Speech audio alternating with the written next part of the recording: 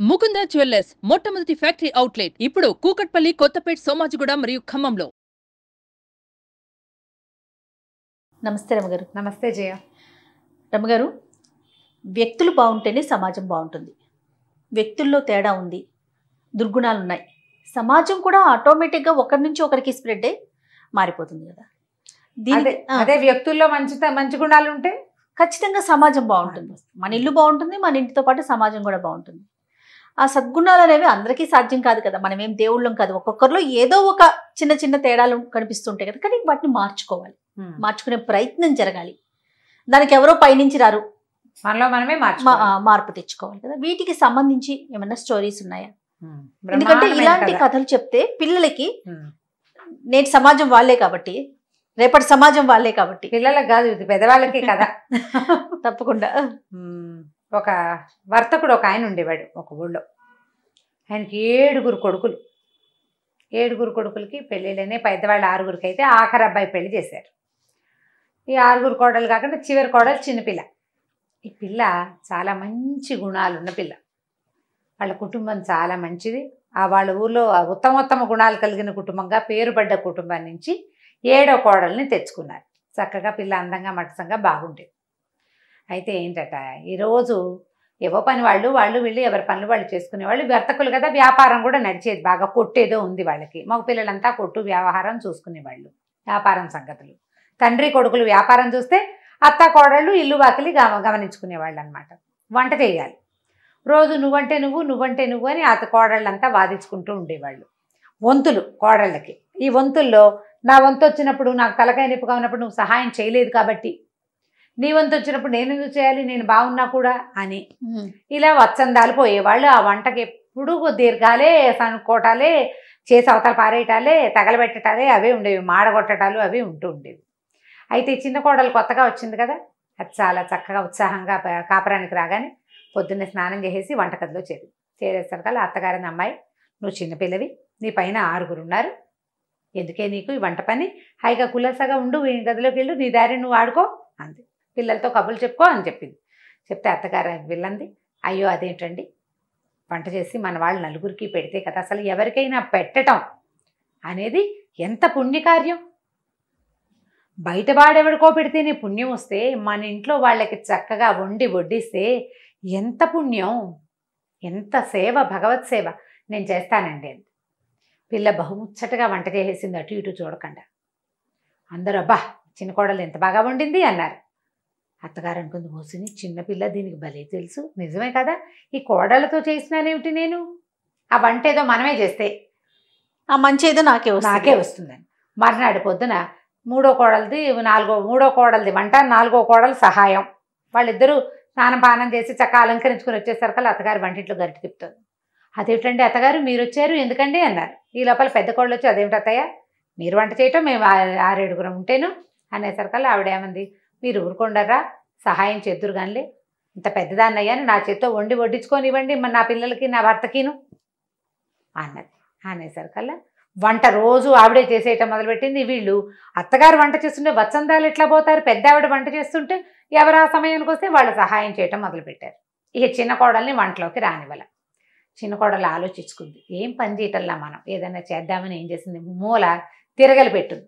అదేం చేసింది, వంటింట్లోకి వచ్చి ఒక 4 సోలలు గోధుమలు తీసుకుని ఆ తిరగలు పట్టుకెళ్ళి గదిలో వేసుకుని దాంట్లో పోసి చక్కగా విసరటం మొదలుపెట్టింది.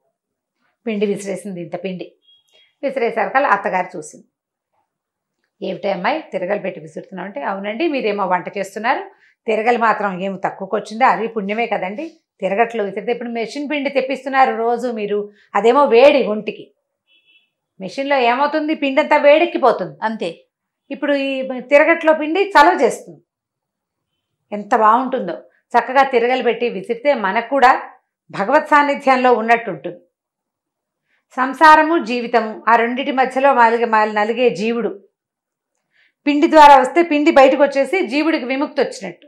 ఎంత అద్భుతమైన క్రియ, చాలా పుణ్యం అండి, నన్ను చేయనివ్వండి అత్తగారు ప్లీజ్ అని అనేసరికి అత్తగారు, అవురా దీనికి ఎంత బాగా తెలుసు, తిరగలే కదా అనుకుని ఆవిడేం చేసింది, ఆ రాత్రి ఏమో చిన్న కోడలు ఆ విసిరిన పిండితోటి రొట్టెలు చేస్తే, రొట్టె ఎంత బాగుందమ్మా, ఇంత మృదువుగా ఉన్నాయి ఏమిటి రొట్టెలు అని అందరూ ఆశ్చర్యపోయారు. వాళ్ళు ఎక్కువ రొట్టెలు తినేవాళ్ళు. ఆ చేసిన పిండి అంతా రొట్టెలు చేస్తూ తినేశారు. ఇంకో రొట్టె అని అందరూ తలా 4 రొట్టెలు ఎక్స్ట్రా తిన్నారు. గట్టిగా లేవు, చాలా మృదువుగా ఉన్నాయి. మనకి తెలుసు చేత్తో విసిరిన పిండి రుచి వేరు. అవును. దాంతో సరే అత్తగారు ఏం చేసింది, ఆవిడ కూడా ఎక్కడి నుంచో తిరగలు తెప్పించుకుని చాట్లో పడేసుకుని విసరటం మొదలెట్టింది. కోడళ్ళు వచ్చి చూశారు, ఏమిటి అత్తగారు మీరు ఈ పని చేస్తున్నారంటే, అమ్మాయి నన్ను చేసుకోనివ్వండి, ఇది పుణ్యకార్యం, పైగా తిరగట్లో విసిరిన పిండి ఒంటికి మంచిది, రాత్రి చూసాం కాదు అందుకని నేను చేస్తానండి.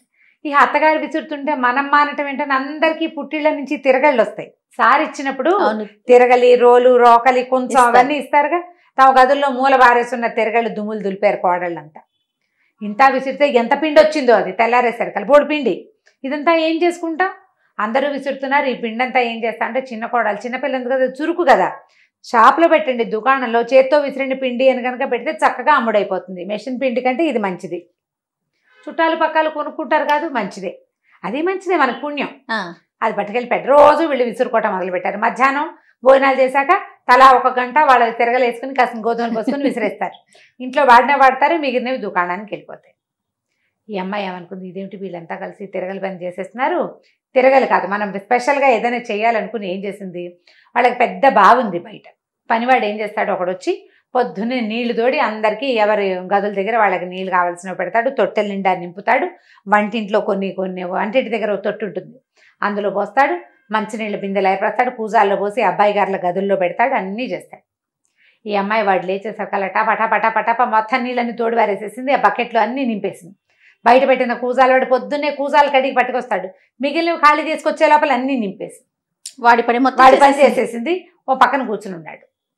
ఈయన మావగారు వచ్చి, ఏమిటి లేదా నువ్వు ఖాళీగా ఉన్నావు, పని లేదు, నువ్వు నీళ్లు తోడదంటే, కాదండి చిన్నకోళ్ళ గారు నీళ్లు తోడేసింది అన్నాడు. అనేసరికల్లా ఈయన పోయి భార్యని అడిగాడు, ఏమే చిన్న కోడలు నీళ్లు తోడిందే, ఇంత పిల్ల ఇన్ని నీళ్ళు ఎట్లా తోడిందే, ఎందుకు నీళ్ళన్నీ తోడుతోంది, పనివాడు ఉన్నాడు కదా అన్నాడు. అనేసరికల్లా అత్తగారు, అమ్మో ఇదేదో మర్మం ఉంది, దీనికి తెలివి ఎక్కువని అడిగింది. అడిగేసరికల్లా నీళ్లు తోడడం అనేది ఎలాంటి ప్రక్రియ, ఎంత అద్భుతమైన విషయం.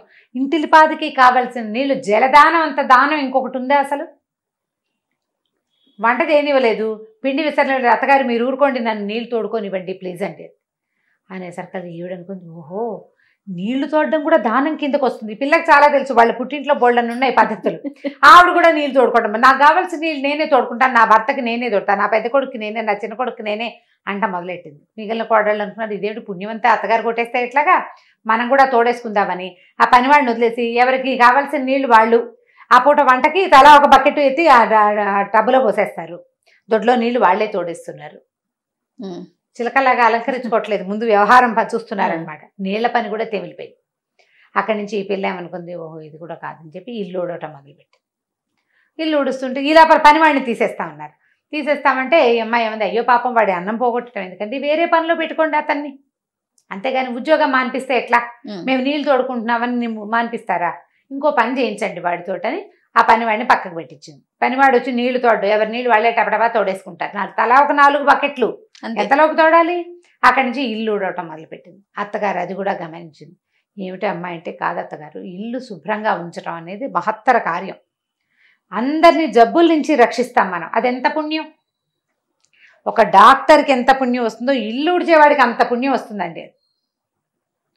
సరే ఆవిడేమనుకుంది, నేను ఊడుస్తానని ఆవిడ చీపురు లాక్కుంది. మిగిలిన వాళ్ళంతా మీరు ఊడవటం ఏమిటండి, అలా వద్దు, ఎవరి గది వాళ్ళు ఊడ్చుకుందాం, ఎవరి పుణ్యం వాళ్ళు సంపాదించుకోవచ్చు హాయిగా, గొడవ లేదు. 5 నిమిషాల్లో గది ఊడవడం అయిపోతుంది. హాల్లో తలా పక్కకి తోసిస్తే గుమ్మం బయటకు వెళ్ళిపోతుంది, పనివాడు వాకిలు ఊడుస్తాడు, సరిపోతుంది. ఇల్లు ఊడ్చేసుకుంటున్నారు. ఈ ఇల్లు ఊడ్చే పని కూడా అమ్మాయి చేతుల నుంచి, అది ఇల్లు మొత్తం ఊడ్చి పుణ్యం సంపాదించుకుందాం అనుకుంది పిల్ల. ఒక్క గదే ఊడొస్తే ఎంతలోకి అవుతుంది, పని లేదు మనకి. గిన్నెలు తోవడానికి కూర్చుంది. అత్తగారు గిన్నెల సమార్జనానికి కూడా వచ్చేసింది. ఆవిడ ఇది మంచి పుణ్యం, ఇప్పుడు బతికుండగా ఆవిడ ఏమంట మొదలెట్టింది, ఒరే ఇన్నాళ్ళు బతికాను పెద్ద నీకు ఉన్నంతకాలం ఉంటానా నేను, నన్ను సంపాదించుకోనివ్వండి రా పుణ్యము, మీరు తర్వాత చేసుకుందరు కానీ అని కోడళ్లతో చెప్పి మొత్తం గిన్నెలు తోవడానికి కూర్చుంది ఆవిడ. అయ్యో బాబు ఇది ఎట్లాగా మీకు సహాయం చేస్తాం, కనీసం ఎవరి కంచాలు, ఎవరి మొగుడు కంచాలు, ఎవరి పిల్లల కంచాలు తోమేసుకుందాం, గిన్నెలు సామూహికంగా తోమేసేద్దాం, పుణ్యం. గిన్నెలు తోమేశారు. అక్కడి నుంచి ఈవిడేం చేయడం మొదలుపెట్టింది, ఈ అమ్మాయి ఎవరైనా వాకిట్లోకి రాగానే ఒక గుప్పెడు బియ్యం తీసుకెళ్ళి వేయటం మొదలెట్టి, ఈవిడ అడిగింది, ఏమిటి అమ్మాయి అలా చేస్తున్నావు ఏమిటి అంటే, అది కాదండి, ఇన్ని పనులు చేద్దామనుకున్నా మీరు ఏ ఒకటి చేయనివ్వట్లేదు, దానమైనా చేసుకొనివ్వాలి కదా, నన్ను దానం చేసుకొనివ్వండి, దానం చేస్తే అద్భుతమైన పుణ్యం, ఏ దానమో మీరు నన్ను చేయనివ్వట్ల, కనీసం నేను ఈ బియ్యము కాస్త గోధుమలు కొంచెం చారెడు గోధుమ పిండి ఎవరికైనా ఇస్తే అన్న పుణ్యం వస్తుందండి నాకు అనేసరికల్లా ఈవిడ ఏమనుకుంది, ఓహో దానం చేయాలి, సరేలే బియ్యాలు అవి అది ఎలాగో ఇస్తుందని ఈ సేటు గారికి ఉన్నారుగా భర్తకి చెప్పింది, ఏమండి మీకు పని వాళ్ళు చాలామంది ఉన్నారు కదా కొట్లో, వాళ్ళందరికీ బట్టలు ఇస్తానండి నేను అంతే. ఆయన సంతోషించాడు. పని వాళ్ళకి బట్టలు ఇవ్వడం తన ఖర్చు, తన భార్య ఇస్తానంటే ఓకే, ఆవిడ దగ్గర బోళ్ళు బట్టలు ఉంటాయి ఇచ్చుకుంటుంది. సరే అందరికీ బట్టలు ఇచ్చారు. మెల్లిగా కోడళ్ళు కూడా మొదలుపెట్టారు, బోళ్ళని తమకు పనికిరానివి ఎక్కువగా ఉన్నవి వస్తువులు చేరనివ్వకుండా ఇంట్లోకి ఏదైనా కొత్తది తెచ్చుకోవాలంటే పాతది తీసుకోమని ఎవరికైనా ఇవ్వటం మొదలుపెట్టారు. వీళ్ళింట్లో నిరంతరము చకచకలాడుతూ ఎవరి పనులు వాళ్ళు చేసేసుకోవటం, పెద్దగా మాట్లాడుకుంటారు, పోట్లాడుకునేందుకు అవకాశం లేదు, టైం లేదు. గోధుమ పిండి విసిరేస్తారు, కొట్లోకి వెళ్ళిపోతుంది. అమ్మిన డబ్బంతా మామగారు కోడళ్ళకి ఇవ్వటం మొదలుపెట్టారు. వీళ్ళ చేతుల్లోకి డబ్బులు వస్తున్నాయి, వీళ్ళు గుడికి గోపురానికి వాకిట్లోకి వచ్చిన ముష్టివాడికి దానం చేస్తారు. సంపద ఇతోధికంగా రావడం మొదలుపెట్టింది. సంపద రాదు, మరి ఇస్తుంటే వస్తూ ఉంటుంది కదా. చుట్టుపక్కల వాళ్ళ సమాజంలో ఈ శెట్టిగారి సమాజం జనం అంతా చూడడం మొదలుపెట్టారు, ఏమిటి వీళ్ళ ఇంట్లో ఏదో చేస్తున్నారు అని. మెల్లిగా పెద్ద కోడలు ఫ్రెండ్స్, చిన్న కోడలు ఫ్రెండ్స్, మూడో కోడలు ఫ్రెండ్స్, ఏమిటే మీ ఇంట్లో మీరు ఈ మధ్య చాలా బాగున్నారు, నగలు చేయించాడు ఆయన కోడళ్ళకి, డబ్బులు ఎక్స్ట్రా వచ్చేసరికి నగలు నాణ్యాలు. ఈ చిన్న కోడలు ఏం చేసింది, తన నగలు పట్టుకెళ్ళి పెద్ద కోడలికి ఇచ్చింది, అక్కయ్య మీకు ఆడపిల్లలు ఉన్నారు, రేపొద్దున పెళ్ళిళ్ళు వస్తే మాకు ఇంకా పిల్లలు లేరు, మా పుట్టింటి వాళ్ళు బోళ్ళు నగలు ఇచ్చారండి, నాకెందుకు ఈ నగలన్నీ, పిల్లలకి పెట్టుకోండి చక్కగా నగలు పట్టుకెళ్ళి ఇచ్చేసింది. అది మరీ దానం అని చెప్తోంది. దాంతో వాళ్ళకి వీళ్ళకి ఇచ్చేసాటాలు మొదలుపెట్టారు.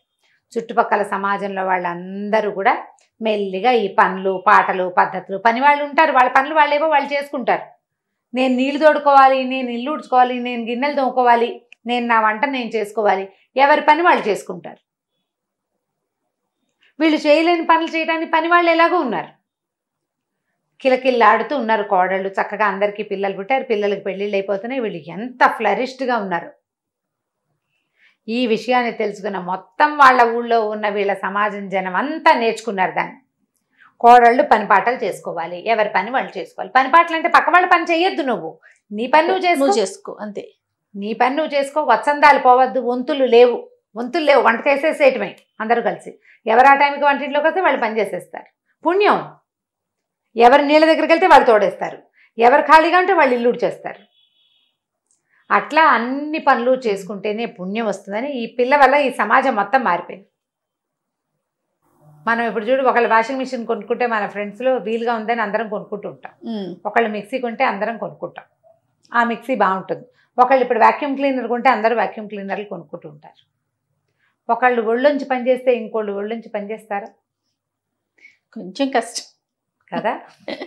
ఉద్యోగాలు చేస్తారు, ఉద్యోగాలు చేస్తున్నాను జయ మనం కూడా. అప్పుడు పరిస్థితి వేరు, ఇప్పుడు పరిస్థితి వేరు. ఆడపిల్లల్ని చదివించటము, ఒకళ్ళని చూసి మెల్లిగా అందరూ మొదలుపెట్టారు. అమ్మాయిల్ని ఉద్యోగాలకు పంపించటము అందరూ మెల్లిగా మొదలుపెట్టారు. కాస్త లేటుగా పెళ్ళిళ్ళు, ఇవాళ రేపు ఎవరు చేస్తున్నారు అని.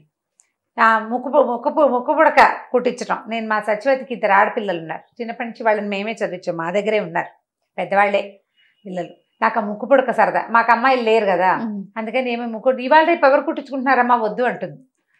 ఎవరైనా కుట్టించుకోవడం ఎందుకే, మనమే స్పెషల్గా చేద్దామన్నా దాన్ని, ఎవరు చేయని పని మనం ఎందుకు చేయాలి? అది అందరూ చేస్తే అందరూ చేస్తారు. అవును, అంతే కదా. ఫ్యాషన్లు కూడా అంతే, కొంతమంది చేస్తుంటే వాళ్ళ వెనకాల పడి మిగిలిన వాళ్ళు చేస్తుంటారు. అదే ఇప్పుడు ఏంటంటే ఎవరి పని వాళ్ళు చేసుకోవటం అత్యద్భుత పుణ్యకార్యం. అంతే, అందులో ఒకళ్ళని ఇబ్బంది పెట్టేది ఉండదు, ఇంకొకరి మీద ఆధారపడేది ఉండదు.